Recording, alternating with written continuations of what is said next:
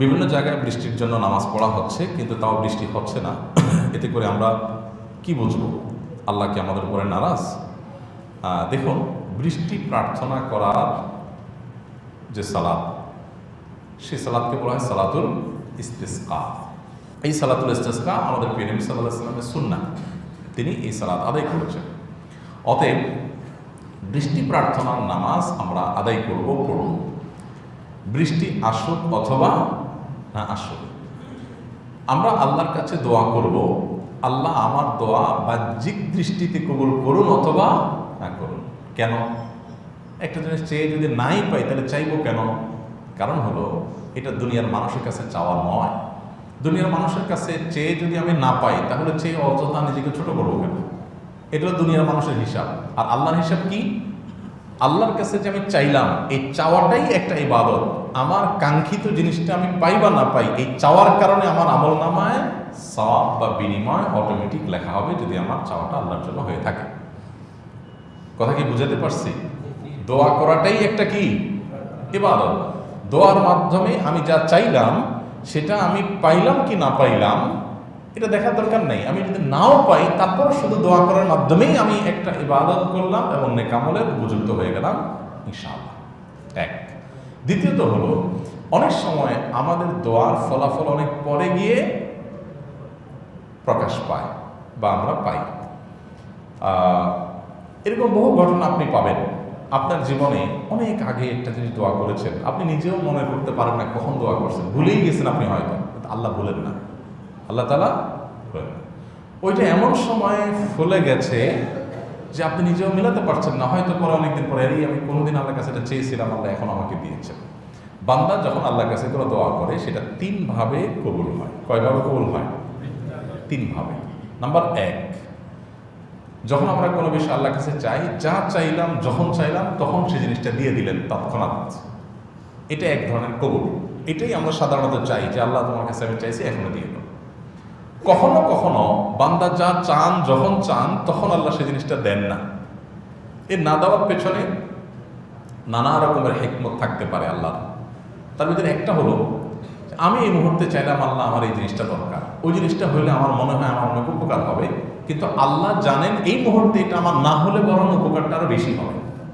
কত অ্যাঙ্গেল থেকে বিষয়গুলোকে ভাববার সুযোগ আছে, দেখবার সুযোগ আছে। তো সেই জায়গা থেকে আল্লাহ তাআলা আমার কাঙ্ক্ষিত বিষয়টা এখন দিলেন না, একই জিনিস একটু পরে দিলেন, একটু দেরিতে দিলেন। এটা দোয়া কবুলের আরেকটা উপায়। তাহলে একটা হলো, যখন যে অবস্থা চাইলাম তখন সেটা আমি পাইলাম, এটা দোয়া কবুলের একটা উপায়। আরেকটা দোয়া কবুলের পদ্ধতি হলো, আমি চাইলাম এখন, আল্লাহ দেন 2 মাস পর, 2 দিন পর, 3 দিন পর। আমি চাইলাম এখানে, আল্লাহ দিলেন আরেক জায়গায়। হতে পারে না? চুয়াডাঙ্গায় আপনারা দেখেছেন ওলামা একরাম ইস্তেসকা পড়েছেন, তার আগের দিন আমরা ইস্তেসকার নামাজ পড়েছি, না যেন একই দিন আমরা ইস্তেসকার নামাজ পড়েছি, এবং রাতে সেখানে স্বস্তির বৃষ্টি হয়েছে। অর্থাৎ এমন বৃষ্টি হয় না যে ফসলের ক্ষতি হয়। 15-20 মিনিটের স্বস্তি বৃষ্টিতে পুরো আবহাওয়া শীতল হয়েছে এবং আবহাওয়ার কোনো পূর্বাভাসও ছিল না। তো এই বিষয়টি দোয়া কবুলের একটা কি আলামত। আল্লাহ তাআলা যেখানে যখন যে অবস্থায় দেওয়াটা আমাদের জন্য কল্যাণ করে রাখবেন, সে অবস্থা তখন সেটা দিবেন। ইমানদার হিসেবে আমরা 2 অবস্থাতেই আল্লাহ তাআলার উপর সন্তুষ্ট থাকবো। তৃতীয়ত, দোয়া কবুলের আরেকটা প্রক্রিয়া হলো, যখন যা চাইলাম তখন তো দিলেনই না, আবার পরেও দিলেন না, জমা রেখে দিলেন যে বান্দা দোয়া করছো, এটার বিনিময়ে তোমাকে আমি এখন দিলাম না, জমা থাকো, তুমি আমার কাছে পাবা। আখিরাতে বান্দাকে আল্লাহ তাআলা তার বিনিময়ে সওয়াব দিয়ে দেন। এই তৃতীয় প্রকার বিনিময় দেখে কিয়ামতের ময়দানে বহু মানুষ আল্লাহর কাছে বলবে যে, আল্লাহ, দুনিয়াতে আমার কোনো দোয়া পূরণ না হয়ে যদি এখানে আখিরাতে পাইতাম কতই না ভালো হতো। কারণ দুনিয়াতে আমার যে প্রয়োজন পূরণ হবে সেটা তো সীমিত সময়ের জন্য, খুব ক্ষুদ্র প্রয়োজন পূরণ, আর এখানে তো এটা আমার অন্তঃসংস্কারের জন্য কাজে আসছে। তখন মানুষ আক্ষেপ করবে অনেকে। এই জন্য ভাই, ঈমানদারের বিষয় সম্পর্কে নবীজি সাল্লাল্লাহু আলাইহি ওয়াসাল্লাম বলেছেন, আজাবান লিআমরিল মুমিনি ইন্না আমরাহু কুল্লাহু খায়র। ঈমানদারের পুরো জীবনটাই হলো আপনার সারপ্রাইজিং, পুরো জীবনটাই হলো তার জন্য আনন্দের, এবং তার হারাবার কিচ্ছু নেই ঈমানদারের। কারণ ইন আসাবাহু খায়রুন, ঈমানদারের জীবনে যদি ভালো কিছু আসে, শাকার আসে, আল্লাহর কাছে শুকরিয়া আদায় করে, তাহলে ভালো কিছুও পাইল বা শুকরিয়া আদায় করে সওয়াব পাইল, ডাবল। ওয়াইন আসাবাহু শাররুন, আর যদি ইমানদারের কোনো বিপদ আপদ হয়, সমস্যা হয়, যা চাইলো তা পাইলো না, তখন সবর আসে, সবর করে যে ঠিক আছে, না পাইলেও আমি আল্লাহর উপর সন্তুষ্ট, তখন সে বিনিময় লাভ করে। তাহলে হাতির মতো মরলেও লাখ, বাঁচলেও লাখ। এই জন্য ভাইরা, দোয়া কবুলের পর আমরা অনেকে অস্থির হয়ে যাই। দেখুন, নবী সাল্লাল্লাহু আলাইহি ওয়াসাল্লাম বলেছেন, বান্দা দোয়া আল্লাহ তাআলা কবুল করেন যতক্ষণ পর্যন্ত সে তাড়াহুড়ো না করে। তাড়াহুড়োর ব্যাখ্যা কি? নবী সাল্লাল্লাহু আলাইহি ওয়াসাল্লাম তাড়াহুড়োর একটা ব্যাখ্যা করেছেন যে দোয়ার পর কবুল হচ্ছে না কেন, কবুল হচ্ছে না কেন, এর জন্য ব্যাকুল হয়ে যাওয়া। কবুল করা আল্লাহ তাআলার কাজ, আর দোয়া করা আমাদের কাজ। আমরা আমাদের কাজ করে যাব। ইমানদার আল্লাহর কাছে দোয়া করেই যাবে, করেই যাবে, আল্লাহ তাআলার কাছ থেকে পাই বা না পাই। নবী করিম সাল্লাল্লাহু আলাইহি সাল্লাম আবু জাহেলের হেদায়েত চেয়েছেন না? আবু জাহেল অথবা ওমর, দুজনের একজনকে দিয়ে।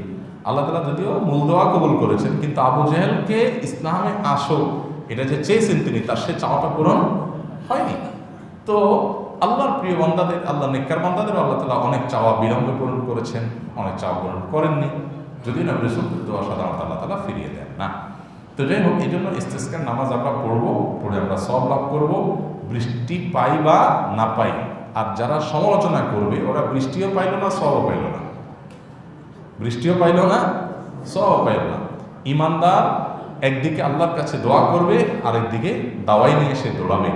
আমরা আলহামদুলিল্লাহ একদিক থেকে আল্লাহর কাছে বৃষ্টি প্রার্থনার জন্য, সালাতুল ইস্তিসকার জন্য বেরিয়ে পড়ি, আরেক হাতে আমাদের বৃক্ষরোপণের জন্য গাছের চারা আমাদের হাতে থাকে। আমাদের একই হাতে একসময় আল্লাহর কাছে দোয়া করি, আবার সে হাত দিয়ে আমরা গাছ লাগাই। এইভাবে নানাবিধ কর্মকাণ্ডের মাধ্যমে সমাজের মানুষের উপকার আমরা করার চেষ্টা করব। এই শিক্ষা ইসলাম আমাদেরকে দিয়েছে। আল্লাহ তাআলা আমাদেরকে বোঝার তৌফিক দান করুন। আমি শুনেছি, যখনই মানুষ শিরকে লিপ্ত হয় তখনই আল্লাহর আযাব আসে। তাহলে দুবাইতে অতিবৃষ্টি, বন্যা হয় কি আযাবেরই লক্ষণ? আচ্ছা, আগের প্রশ্নের একটা সম্পর্ক রয়ে গেছে, সেটা হলো যে আল্লাহকে নারাজ হয়ে গেছে কিনা আমাদের উপরে।